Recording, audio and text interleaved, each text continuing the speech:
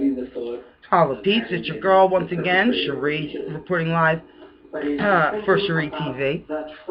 Holla. It doesn't say killing there, right? Does it? Following the Jodi Arias trial. Car accident where nobody was killed, right? So trauma just indicates the event, whatever that event was, right? That's right. The other thing is that didn't she also Her ship is so sunk, it's sunk. And these text messages were after the killing, right? The prosecutor right now is determining, is laying the groundwork to say, look, she's saying the bitch knew what she was doing. You know, in order to dial his phone, she had to think about the numbers. By engaging in that alternative Brilliant. behavior, she was not having to get in touch with her feelings of responsibility for his demise. She was trying to stage a scene, is what she told us. Well, that's what she didn't tell that to me. She knows she's sunk. Be inconsistent if that's what they're doing, staging a scene. Wouldn't that be inconsistent with avoiding thoughts? In fact, you're actually really thinking about the trauma then if you're trying to stage a scene. Ain't it good, babe? It's get juicy now. Well, let's assume then that that's what she's. What kind of hairdo does the judge have? Not the judge, but the witness on the stand, the doctor. What's his hair doing? Look. Bald on the top. Look like he got a little perm down at the bottom. I mean, you think about this.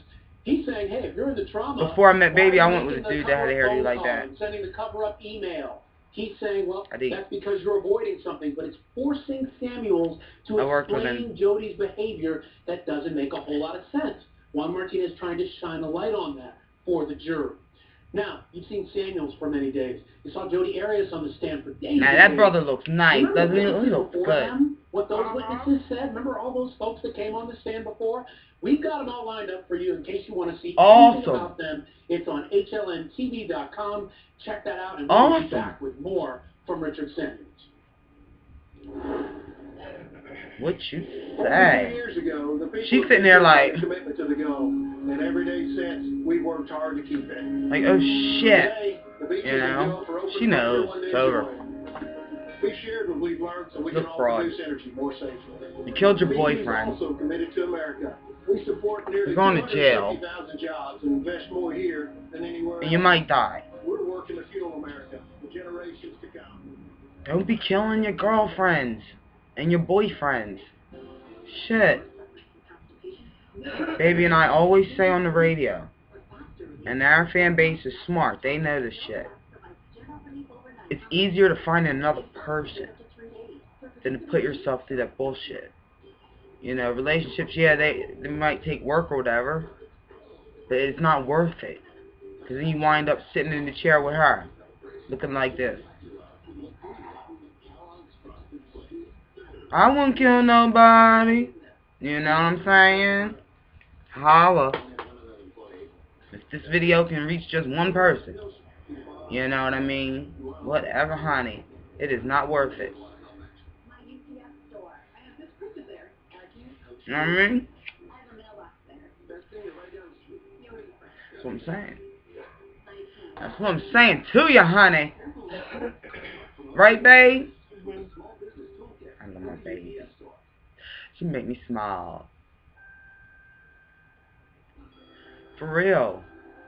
No way.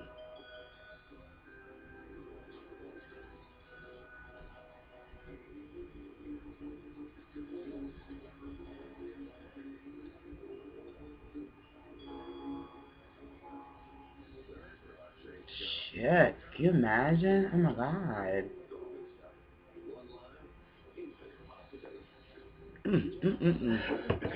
Where is the love?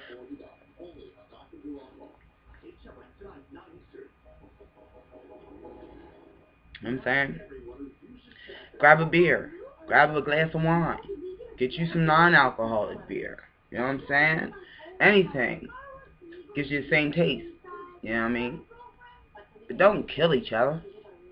Like Romeo and Juliet. So, you know what? There's a lot of Romeo and Juliet bullshit going on, right? Romeo and Juliet here. Romeo and Juliet there. You know, enough of that bullshit. You know what I mean?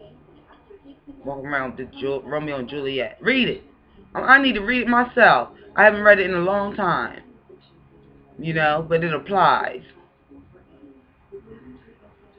You know, the Peterson boy. What's his name? Scott Peterson. You know, a lot of Romeo and Juliet shit. You know, or ish, should I say, ish. You know what I mean? Because it didn't, you know, involve third party, you know what I'm saying? Romeo and Juliet weren't getting down like that, you know what I'm saying? Shoot. Don't put no false information out about Shakespeare, huh, man? Let's listen. Stating the last injection. They just got off the sidebar. To district any answer. You see how you going to tell the jury to disregard something? You know what I mean? They've heard it already. It's already made an impression on their brain. And it marinated there. Sat there for a minute. You know what I'm saying? What are you doing? Isn't that saying something that you are thinking about the trauma, but you just don't want to be held responsible? It doesn't say responsibility. The criteria do not say responsibility. It does say efforts to avoid thoughts, feelings, or conversations associated with the trauma. Uh-oh. And if someone's thinking about their responsibility, isn't that contrary to avoiding thoughts associated with the trauma? See? Yes. There's a difference, however, between the trauma of observing someone being killed and recognizing that you killed the individual. And I understand that you keep saying that, but the doesn't say that. I understand that. You keep saying that. The definition of trauma is not contained within that particular criteria. I understand that now you're trying to be a wordsmith involving trauma, but I like this prosecutor now. Are you saying he's that funny. Trauma means He's great. That it has to apply to somebody who killed somebody unlawfully? Is that what you're saying? Of course not. Right. It can be lawful or unlawful, right? Correct. Just as in the example that you gave in Afghanistan, where a soldier killed somebody, right? Correct. That's a lawful killing, right? Yes. As opposed to another killing not outside of this courtroom where somebody takes a gun and shoots somebody, right? That's right. And so trauma applies to both of them, doesn't it? It does, but there's a different essence to each of those traumas. People react emotionally differently. Defense table's looking worried. They may react emotionally differently, but anybody who is diagnosed with PTSD has to walk through these portals here in DSM-4, don't they? Yes, absolutely. And did you ever work for the military? No. Not extensively. Well, do you have any information about how the military does its thing with regard to diagnosing somebody with PTSD? Approach.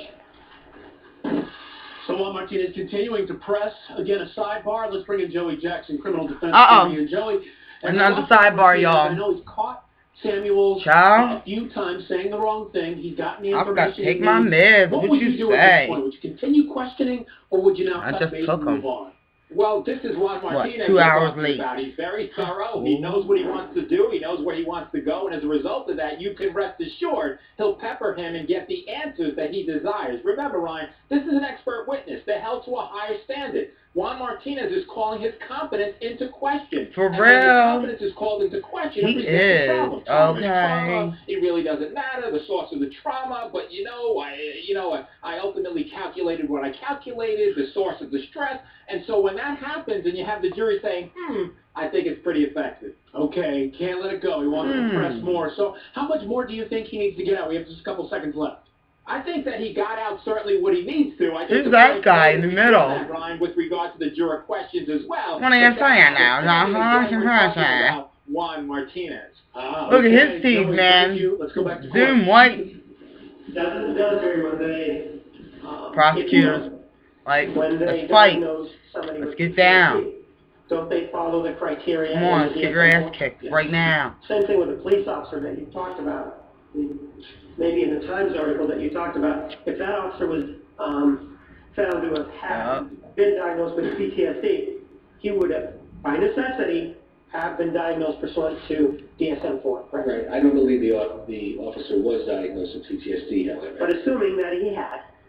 Well, you said that you worked with police officers. Yes, the same criteria would apply.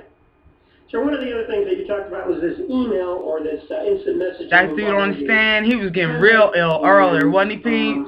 He was like, what? He called her 3 salacious names. Do you remember that? He's fighting back. Do you also remember the other part of that conversation where Mr. Alexander was upset and he told her... Give me a question. Uh-oh, here they go. Another sidebar. They're starting to come more often now. Let's take a quick break. Let's press pause. You're not going to miss a minute of key testimony. Dude is really tired of being on the stand. He's like, you know what? You've called my credibility into question. You put me on the stand. Now I'm here all these fucking days. I'm being paid, so I gotta get it right. You know what I'm saying? And this prosecutor is his manner is tough, but he's good. You know, he's good. He's slamming his head against the wall. So he comes from behind. You know what I mean? He's like a snake, this prosecutor. He's good. You know. What he does is it's like chess game. You know what I mean? He puts the witness into a corner. And then they're just like stuck there. You know, you gotta love law. It's so cool. Let me stop this so that we can be assured that the video goes up. Holla. We'll be right back with more SchreeTV. Holla. Love you.